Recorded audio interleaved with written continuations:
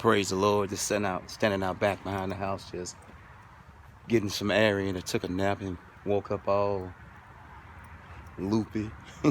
That might be all the time, the loopy condition, but I was talking to my sweetie and then spoke to my son, and it's amazing how we all wind up on the same subject matter.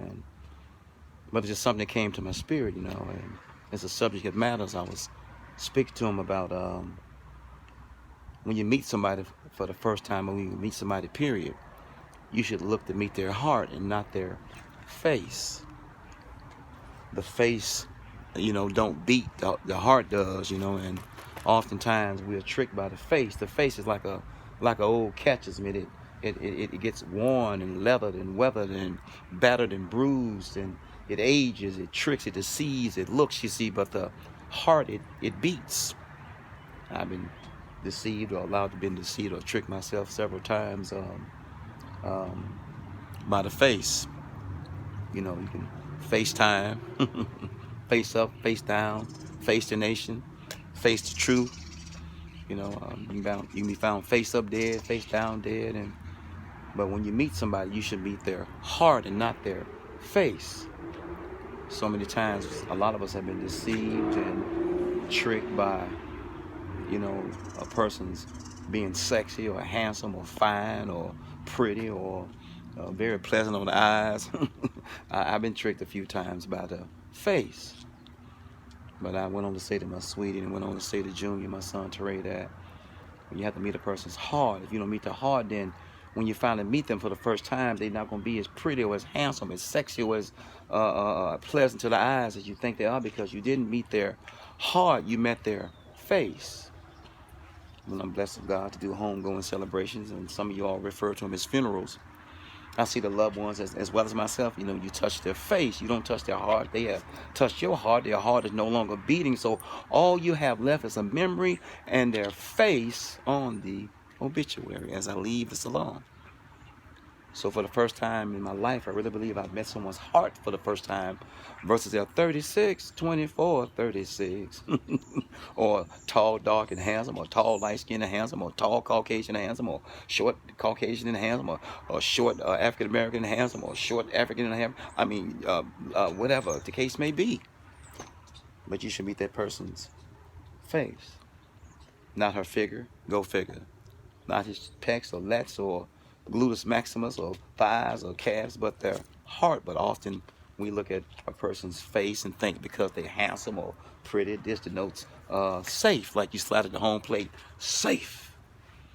But oftentimes that's an errant thought of mind when you think just because somebody's handsome or pretty or look good or sexy or whatever the case may be pleasant on the eyes, you think they are safe. But oftentimes you out when you find out that their heart and their face don't line up as I leave the salon. So I went on to say to my sweetie and Junior, your face don't beat, your heart do. Your face gets worn and tattered and torn and battered and ages and deceives and looks and tricks, but your heart, it's an old secular song. If your heart wasn't in it, why didn't you tell me so? I love that song, and some of y'all know that song.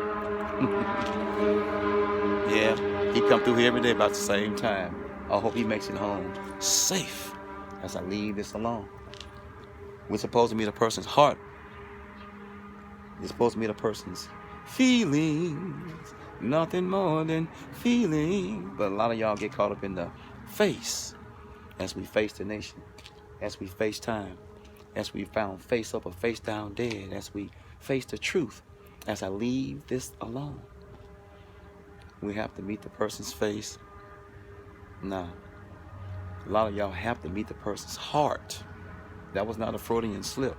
Do you have to meet the person's face? Do they have to be pretty, sexy, fine, handsome in order for you to determine that they or denote or designate that they're safe? But then later on you meet their heart. They're not so pretty anymore.